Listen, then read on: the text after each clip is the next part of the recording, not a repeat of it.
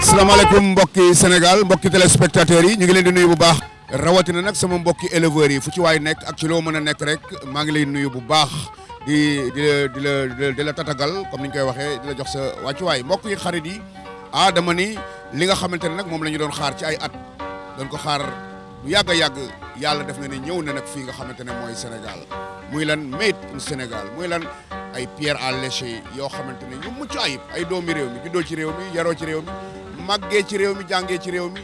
ñoo ko def samp ko ci biir réew mi mbokk yi xarit yi du ma xuus du ma sori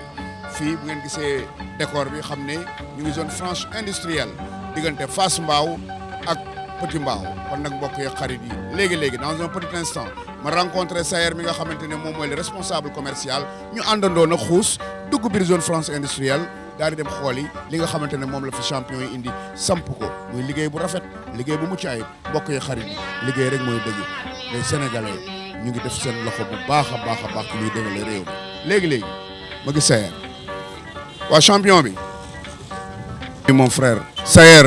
l'ami des éleveurs maa ngi lay nuyu di la ziar. loolu leer na ñu ngi lay ziar coach di la wax dalal jàmm fii ci zone France industrielle ñu ngi nuyu mbokk éleveurs yëpp di nuyu mbooleem rek koo xam ne yaa ngi yëngu ci wàllu élevage fii ci Sénégal di ci départ monsieur le président de la République ak ki nga xam ne mooy ministre de l' élevage di gis jéego yi ñuy dox ci wàllu woowu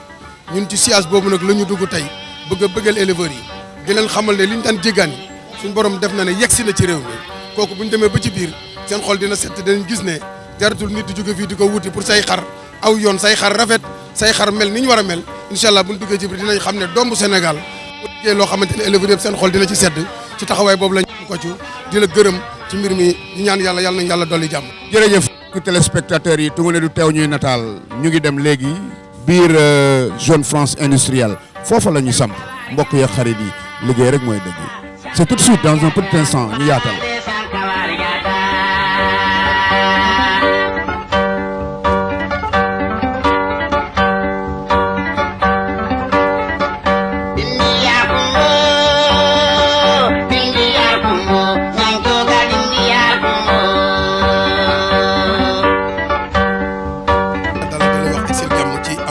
fii ci zone France industrielle. jërëjëf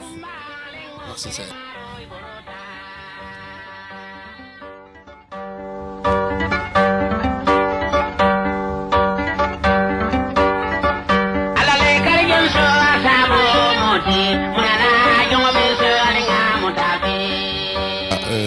kon Sayer defe naa egsi nañu nag fi nga xamante ne nag mooy kër gi kër nag boo ci duggee. jaar ci buntu bi fas yéene rencontré DG ñoom tey moom saafonte moom su ko defee nag ñu daal di xuus nag daal di dem def visite guidée solo nag yegg si nañu ci bureau ki nga xamante ni mooy DG moo jiite kër gi comme ni ma la koy waxoon di ndaw lu xarañ bëgg liggéey di doomu Sénégal kon ñu dugg ci biir jéem a wax ak moom mu xamal ñu mbir mi naka la tëddee lan moo ko ak lan lañ si jublu.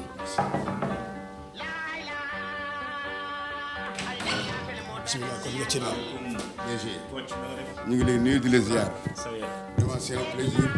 dalal jàmm daje ak yow. jërëjëf dalal jàmm fii sama bureau fii moom kër gi sa kër la donc excellent ci jàmm donc ñu waxtaan tuuti ci li ñuy liggéey. merci.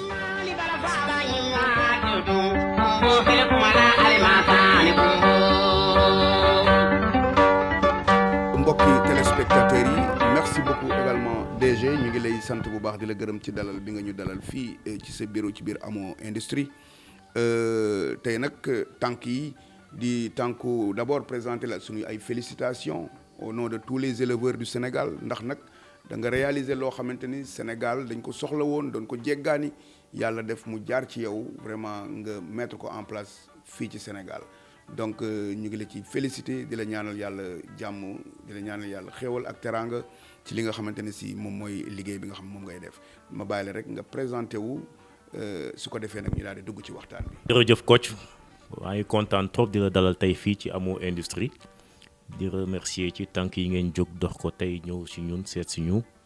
pour gën a xamale lii ñuy liggéey fii ci Sénégal balaa may tàmbali nag damay nuyu mbokk éleveurs yëpp tous les éleveurs du Sénégal ak képp koo xam daal yaa ngi yëngatu ci milieu élevage fii ci Sénégal. Pour présenter man déjà maa ngi tudd Amadou Wade maay directeur général effectivement Amo Industrie ñu gën ñu xamee woon ci transformation de sel iodé donc alimentaire pour les industries donc ci loolu mooy suñu spécialité ñu ràññee ñu ci ñuy liggéey ak ay usines yi fi gën a mag yi fi gën a am tur donc soxlawul ñuy tudd seen tur mais ñoom ñëpp daal ci ay ku si nekk leader nga ci sa domaine bi ñu demee nag il y a quelques années si dañ toog doon xalaat affaire diversification suñuy activité ci loo xam ne sax mun naa wax ne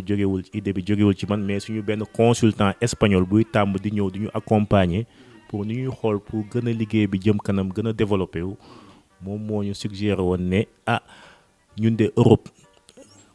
pierre à lécher yi c'est un produit qui est très très très prisé xaw ma nag yéen fii Sénégal mais bëgg naa nga def ci gëstu parce que yéen lii ngeen di liggéey nii mun ngeen ko def à moindre frais pierre à lécher yi ndax si seen domaine bi ma gëstu ko commencé dugg ci marché bi di def ay investigation ba gis ne effectivement amul woon industrie bu ko fiy def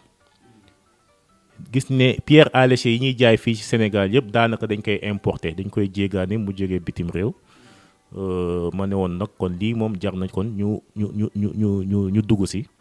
jéem ci investir pour mun li nga xam ne ñu ngi koy jëndee bitim réew ñu mun ko def à moindre frais ici ba pare day defar balance commerciale u Sénégal parce que xaalis boobu yëpp ñuy génne di ko jox ay producteurs yu nekk à l'étranger bu desee fii day yokk koom-koomu Sénégal te yaakaar naa actuellement loolu moo nekk l'actualité mooy le problème de création d'emploi et de richesse au Sénégal et je pense que ñun ñu ngi insérer bu baax ci loolu ñuy wax PSE parce que PSE loolu la jubli mooy renforcer économie Sénégal lépp loo xam ne mën nañ ko defaree fii produire localement consommer localement à la place des importations donc loolu moo ñu ci dugal waaw usine bi moom mi ngi installé wu fii depuis 2002 waaw l'usine a été créée en 2002 donc ñu ngi def suñuy activité dans le sel principalement depuis 2002 et c'est à partir de 2016-2017 lañ am idée bi pour yokk ci activité bi pierre à lécher yi mais pierre à lécher yi ñu ngi ko concrétiser nag en 2020 waaw 2020 lañ commencé activité bi et am na un vraiment début très prometteur par les retours yi ñuy am actuellement sur le marché. Très bi yomb na parce que ñun déjà ku ñu xam rek depuis bi ñu xamee ci qualité nga ñu xam parce que quand même ñun dès le départ bi ñuy liggéey ci sel bi suñu premier client ak leader mooy Nestlé Sénégal te ku ne xam na ne Nestlé du liggéey ak koo xam ne du def qualité en termes d'exigence ñoom ñooy le numéro 1 parce que lépp luy industrie alimentaire Nestlé mooy numéro 1 mondial donc kooku bu décidé liggéey ak benn PME sénégalaise ça veut dire que kooku li muy def qualité la li may wax aussi mun nañ ko firndeel ak certificat qualité yi ñu am parce que on est certifié ISO 9001 version 2015 depuis 2017 donc yooyu yëpp dinañ leen ko woon ngeen gis ko te loolu daf ñun dafay nekk benn niveau d'exigence boo xam ne ñun am na loo xam ne sañuñu ko def loolu moo tax dès le départ bi ñu demee ci pierre à lécher yi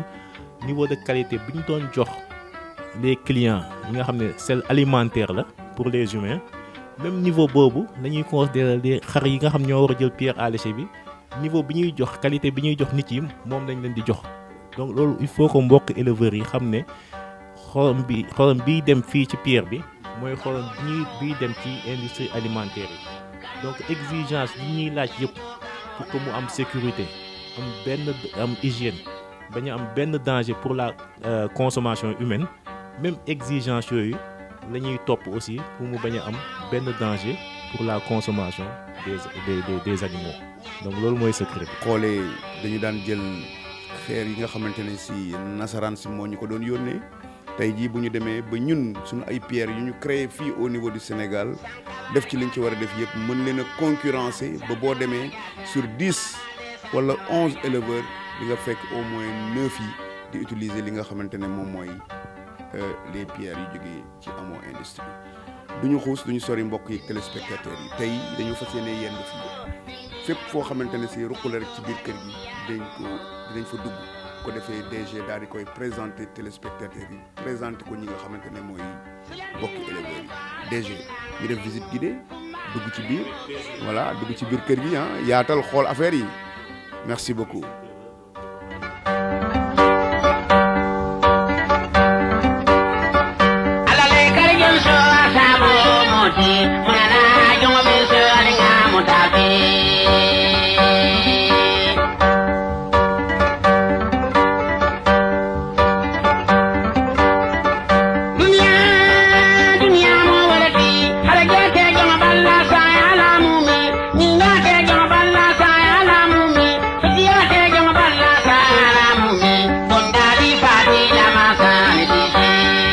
DG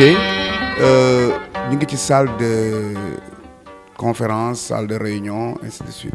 ma bàyyi la rek nga defal ma présentation boobu. waaw ok donc fii mooy salle de réunion salle de formation aussi donc pour formation du personnel parce que ñun li ñuy liggéey comme alimentaire la day soxla beaucoup de sécurité beaucoup d'hygiène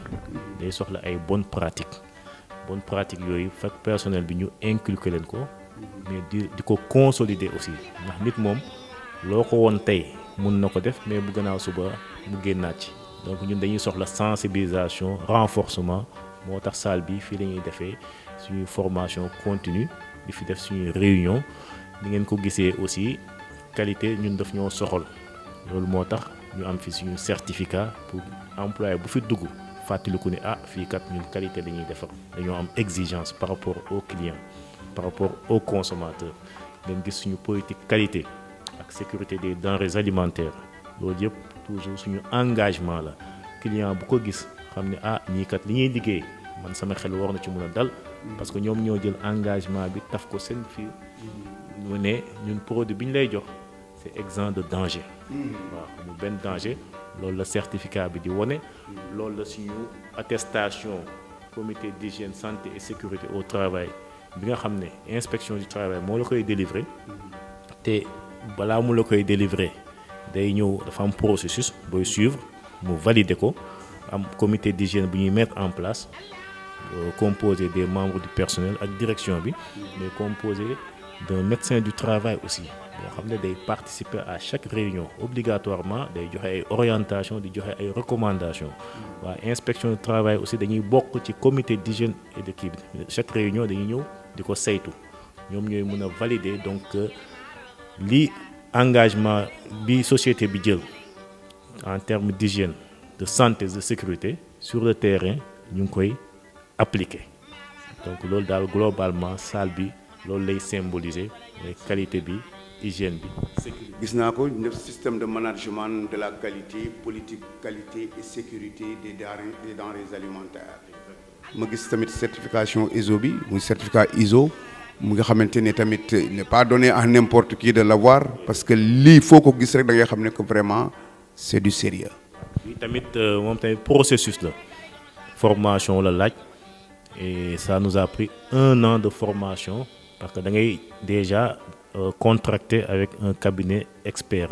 dans le domaine de la qualité ñuy ñëw di mettre en place des procédures di mettre en place des formations pour le personnel pour mettre leen à niveau am na fi ñoo xam ne fii ci ouvrier yi passé wuñu CM2 mais avec les formations yi ñuy def fii nga xam c'est de niveau universitaire man am na ci yoo xam ne man maa ngi ko defee woon ay États-Unis wala Canada niveau université formation yooyu nga xam ne am na yoo xam ne jotuñu am passé CM2 même formation yi dañ jël fii bu formation bi jeexee dañ leen di dañuy nekk à niveau nga xam ne la ñu amoon retard ci jàng yëpp la leen manqué woon xaw nañ ko dabaatal fii parce que après tout liggéey moom pratique la diplôme am na solo waaye expérience sur le terrain moo ëpp doole fuuf diplôme loolu moo tax on met beaucoup l'accent sur la formation continue ñu def suñu processus ba 1 an après ñu pare bi lépp nekkee en place day dem un organisme certificateur ñooñu ñu ci bëri ñun bi ñu ci am moom Suisse la jóge te Suisse ku ne ràññee na leen ci tout ce qui est qualité tout ce qui est normalisation standardisation ci ay affaire qualité donc ñu ñëw ba fii def audit parce que tamit duñ ñëw rek certifié dañuy def comme examen xool est-ce que engagement ak yi nga war a respecter yépp est-ce que au quotidien muy au jour le jour entreprise bi mi ngi sàmmanteeg loolu buñ gisee ni ñoom kat def nañ fi ay fan gis ni procédure yi ay instruction yi ni ñuy liggéeyee santé bi sécurité bi matukaay yi ñu war a jël yépp ma nga fa employé yi tamit am nañ xarante mooy formé nañ leen ba ñu xam ku si nekk li nga war a def te yaa ngi koy def ñu doog a ñoom joxe seen certification donc loolu du caaxaan duñ ko jox n'importe qui moo tax bëgg nañ éleveurs yi côté boobu ñu am assurance seen xel dal ne produit bi ñuy jël fii ci Amo Industrie c'est un produit sûr c'est un produit qui est exempt de danger pour les animaux. jërëjëf DG jërëjëf mbokki téléspectateurs yi. dafa mel ni kon li nga ma doon wax léegi muy xorom bi nga xamante ne moom mooy xorom bu sell bi nga xamante ne moom la ñuy utiliser ci pierre yi man bi ma ko gisee bu ko njëkkee gis sama xel ci suukar la dem tellement que dafa rafet. exactement bii mooy xorom si impression bii nga am moom la ñëpp di am dañ koy jaawaat léegi sucre parce que c'est du sel traité bii dañuy woowee sel raffiné iodé donc du am benn humidité zéro humidité lay am ba pare day sec boobu waaw moo tax même boo koy xoromee pour togg tuuti ngay def sinon kenn du lekk jour boobu ndax day saf ba mu ëpp loolu mooy différence ak xorom bi ñuy jaay actuellement ci marché yeeg yooyu loolu la parce que boobu day tooy du bëri dañ koy wax mais bii da nga koy denc 2 ans 3 ans ni mu mel nii du changé wow parce que wow na koŋ ba pare amatul humidité te du jëlaat humidité donc comme li ma la doon wax rek àq bi ñuy jox xar yi ak jur gi en général moo tax ñu leen di jox meilleure qualité sel bi moom la ñuy def ci pierre ma jël pelle en plastique bii nii waaw loolu moo tax ci norme d'hygiène yi la bokk donc comme loxo bi day ñaq am ay bactéries ak ay kii c'est interdit nga ñëw rek di ko laal nii sa loxo ouvrier yi fiy liggéey tamit c'est la même chose yii la ñuy utiliser mais du am contact direct ak xorom bi seen loxo du ko laal quoi voilà donc c'est important ñu signaler ko aussi. jërëjëf DG loolu moom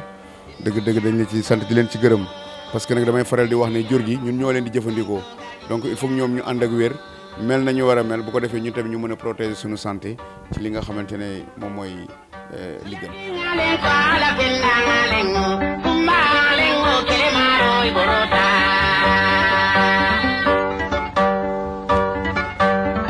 jërëjëf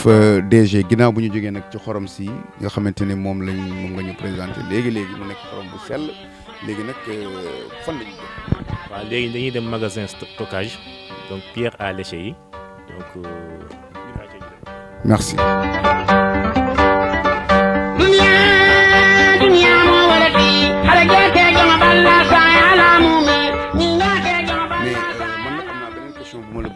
parce que bi fi ñëwee y a un mois pour def sama repérage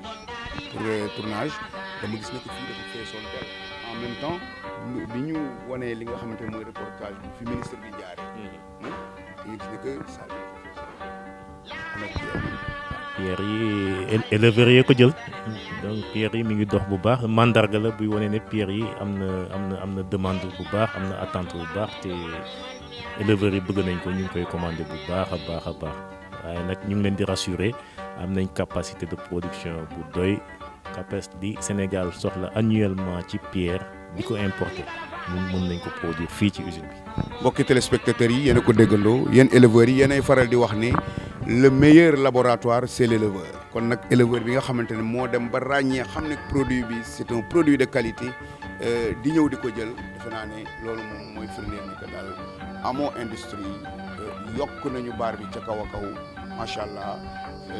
dooleel nañu élevage bu Sénégal ci li nga xamante ne moom mooy produit bi am solo muy pierre à lécher mais président tey dafa mel da ngeen am gan parce que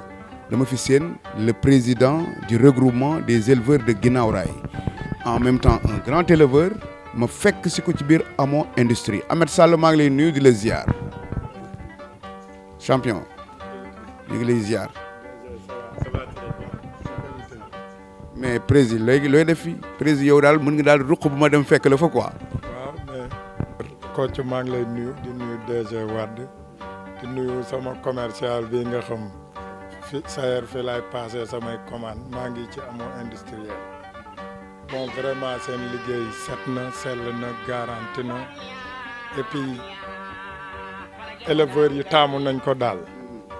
comme li Lamine Samba daan wax nag mburu mi fii la xoyomee mais defe naa amoo industriel fii la ko xar yi di tàqamtikoo waaw te liñ naan ñamal seet boo ñamee di nga tàqamtiku bon vraiment xeer yi baax na am na solo te xar yi bëgg nañ ko daal. par rapport ak yéen ñi nga xamante ne da ngeen daan dem da ngeen daan importer wala mbir mi di jóge bitim réew ngeen koy xaar ainsi de suite léegi ñu implanté leen ko fii ci biir Sénégal lan moo ci sax la. waaw mais loolu maanaam dañ koy rafetlu di ci santaat yàlla bu baax ndax gis nañ xeer bu ne fii tamit mais comme liñ daan jéggaani dañu ko indil ba fii ci biir réew mi tegal ñu ko fi di ñu ko fi defaral ci njëg goo xam ne it wax dëgg yàlla seerul te ñu ngi ciy gis suñu bopp baax ndax yow barki Dembo Njaay rek daje nañ faaru Thiès te xam nga ni lii moo fa doon bomb waaw te man it ku ma xam-xam ni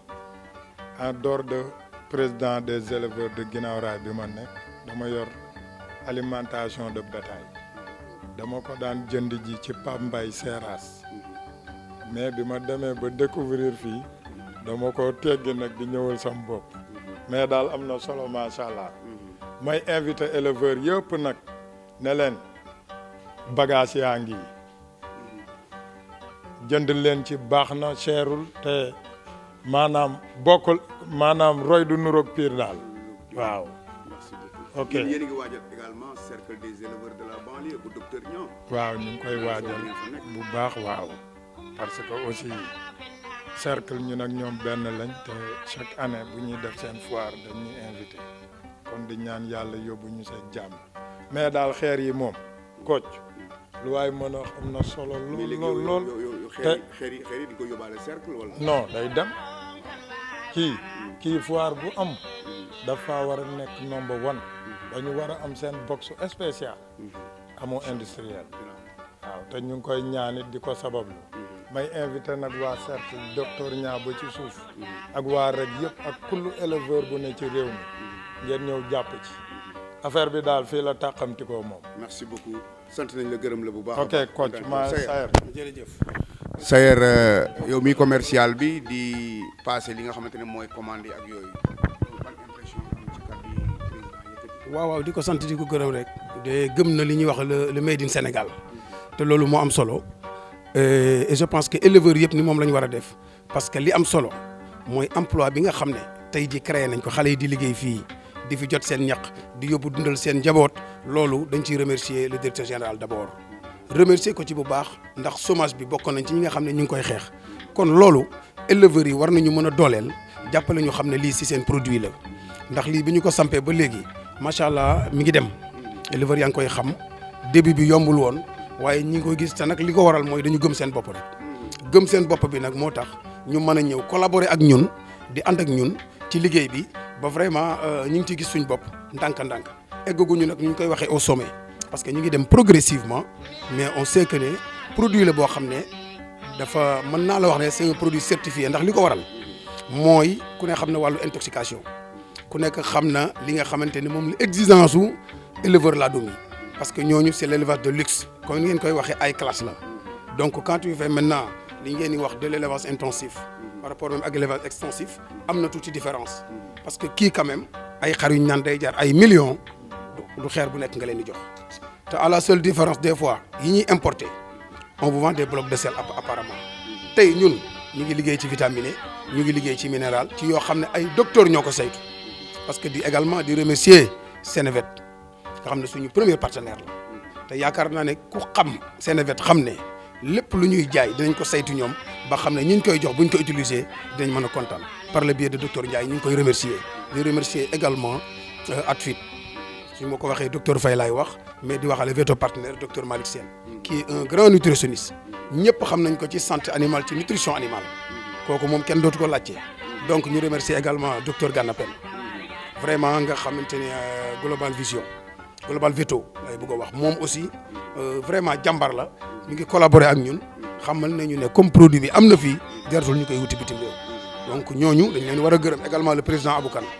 vraiment passé na fi benn commande bu am solo ci lan moom it pour dooleel amoo industrie donc loolu ñooñu duñ ñu ndaw ci élevage bi ku wax vétérinaire yi wax vraiment le président de l'ADAM qui est connu xam ko moom tamit ci ay exigences am ci wàllu élevage ak jéego yi mu ci def loolu am na solo kon nag ñu ngi leen di sant di leen gërëm di remercier également encore une fois le directeur général ci jéego bi mu def parce que moom li mu mën faire l'investissement ñun ñoo koy mottali ñun éleveurs yi ñun ñooy xam ne kii li mu ñu defal rëy na parce que du man du keneen il a osé faire un investissement de ce genre donc ànd ko vraiment ak njabootam parce que entreprise familiale la mu di ko diriger ñu ñemee dugg ak ñun ci loolu même bu ciy wut profit war nañu xam ne li am solo mooy lim ñu yombalal conteneur bi daan jógee Europe ñëw nga fay dédouanement fay dégg nga ma manutention yooyu yëpp nga ko doon fay ak li ci war yëpp tey ñu teggi loolu lépp di la ko jaay ci coût bu gën a moins kon je crois que li ñu waroon def nañ ko léegi nag la balle est dans le camp des éleveurs ñu ngi remercier yëpp ko ci di la remercier ci visite bi vraiment di remercier suñu collaborateurs yi ak l'ensemble des éleveurs du Sénégal ñu gis nañ ne ñu ngi ciy jàpp mais nañ ci gën a jàpp mbir mi jëm ci kanam jërëjëf. merci beaucoup Sayer jërëjëf kon xanaa ma bàyyi la rek ak sa client mu préparer li nga xam moom mooy livraison am man ak DG nag ñu continuer dem ci yeneen ruq-ruqaatu kër gi ngir gën a mën a yaatal. merci beaucoup jërëjëf DG. kon ñu continuer waxtaan bi. merci beaucoup. Mesdames et messieurs, mbokki téléspectateurs yi, vraiment ça a été un immense plaisir pour moi de rencontrer ces champions qui ont vraiment gravité des échelons yu kawe kawe muy ki nga xamante ne mooy le DG monsieur Wade mu def liggéey bu rafet liggéey bu mucc ayib mu doon koo xamante ne tey il peut être cité en référence ci li nga xamante ne moom mooy Sénégal buy développé Sénégal buy jëm ci kanam. ndax dafa am fu mu ñu jëlee ñun éleveurs yi fekk ñu ci ñuy jéggaani li nga xamante ne moo di ay pierres à lécher mu doon li nga xamante ne dafa di produit boo xamante ne dafa bokk ci élevage amul élevage buy dem sans pour autant mu jëfandikoo li nga xamante mooy pierre à lécher moom nag mu ñëw yombalal ñu loolu muy l'accès à la pierre à lécher mais ban pierre une pierre de qualité boo xamante ni lépp loo xamante ne norme la pour nga mu mën a nekk loo xamante ne dañ koy consommer avec beaucoup d'assurance mu nekk ci kon nag Wade Sénégal éleveur Sénégal et l'ensemble de la population sénégalaise ñu ngi lay féliciter ñu ngi lay ñaanal vraiment di la encourager ci li nga xamante ne si moom mooy liggéey bu am solo bi nga xamante ne def nga ko di leen wax nag mbokki téléspectateurs yi rendez-vous baa ngi nag jege nag lool nekk suñu kanam cercle des éleveurs de la banlieue ñu fas fa yéene nag dem yóbbu fa pierre à lécher yu jóge fii ci amoo industrie waaye itamit yeneen i surprise mi ngi ci biir du ma ci xuus du ma ci sori ma bàyyi ki nga xamante ne moom mooy Sayer mu joxe kàddoom gu mujj ñu jox nag DG mu daal di ñuy tëjal émission bi ñu joxante rendez-vous le 7 ba le 13 fii ci cercle des éleveurs de la banlieue. jërëjëf coach kon li ñuy tëjee rek di sant mbokk yi di leen gërëm di wax ne ñun ñëpp ay sénégalais lañ. di wax ne li ñu bëgg a def fii mooy li nekk bitim réew rek man j'ai eu l'occasion vraiment fréquenter yenn industrie en Europe donc bi ma ñëwee fii li ma fi gis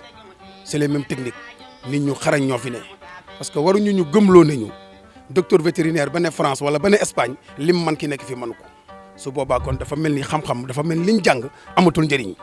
waaw waruñu woowi keneen ne ko pierre bi nga fi indi moo gën bi ñuy defaree fii même norme yi la même pierre yi la bu ko yi nekk fii sax gëm nañ ne ñun ni ñu ko saytoo tiimee ko noonu xam li ci nekk ànd ko ay docteur vétérinaire gëm nañ ne pierre bi ñuy defaree fii mënuñu indi bu ko gën kon nag nit ñi il faut ñu def loolu seen bopp parce que qualité bi mi ngi fii capacité yi ko def mi ngi fii li ñu def rek mooy valeur ajoutée waaw kon suñu numéro téléphone ku bu contacter mooy bi nga xam ne moo nekk table numéro fixe beneen bi mooy 77 074 79 38 képp koo xam ne jokkoon ak ñun dina am vraiment loo xam ne dina ci mën a jëfandiku génn ci vraiment te yàlla dina ko ci jàppale ndax ak distributeurs yi defal nañ leen ay mbir yoo xam ne danañ ci génn ci noo xam ne duñ ko génnee ci pierre bi ñu doon importé parce que vraiment prix yi dañ ko équilibré amul ay exagéré wuñu par rapport aux normes ak yu mel noonu ci prix yi parce que dañ ko saytuwaat ko ba xam ne ki koy jënd fii su ko jaayee dana ci génn éleveur bi génn ci yaxanal poosam kon ñu ngi gërëm mbokk yëpp asalaamaaleykum wa rahmatullah. merci beaucoup Sayer ñu jox DG rek mu daal di ñuy tëjal nag émission bi. waaw jërëjëf Sayer ci conclusion bu rafet boobu jërëjëf aussi coach ñu ngi lay remercier bu baax sa disponibilité sa générosité donc rafet na di remercier aussi ñi fi teew ñëpp waaye di delloo remerciement aussi tous les éleveurs parce que ñun bu ñu amee yaakaar ci lii ñuy def nii yaakaar bi ñu ngi ko basé ci ñoom parce que bu ñu defaree suñu produit te ñoom plébiscité wuñ ko mooy bëgguñu ko jënduñu ko business bii du dem donc ñun dañ leen amel njukkal ndax ñoom ñoo ñuy encouragé tout début est difficile mais ñun gis nañ ne dès le début ñoom ñu ngi ñuy jàppale koo ci dem rek ku ko essayé rek dañu naan lii de bu continuer man dootuma jël pierre importé pierre au Sénégal rek laay continuer donc ñun ci tànk yooyu lañ nekk dinañ continuer di xar suñu tànk tubéy di ci góorgóorlu maintenir ce niveau de qualité maintenir aussi la compétitivité pour que tous les acteurs yi gravité ci milieu élevage mun a am satisfaction ci ñun lii ñuy def donc ñu ngi leen di remercier waat bu baax yéen ñëpp équipe bi ñëw aussi pour jël ñu tey ñu joxante rendez-vous donc incha allah du 7 au 13 donc ci Technopole ci foire bi du cercle des éleveurs de la banlieue jërëjëf. jërëjëf mesdames et messieurs rendez-vous incha allahu rabbi à très bientôt ci seen beneen ndaje ci seen émission bi nga xamante ni moom mooy tribune des éleveurs dina wax rek ni incha allahu rabbi du 7 au 13 beneen affaire lay doon avec le cercle des éleveurs de la banlieue ak Amo Industrie merci.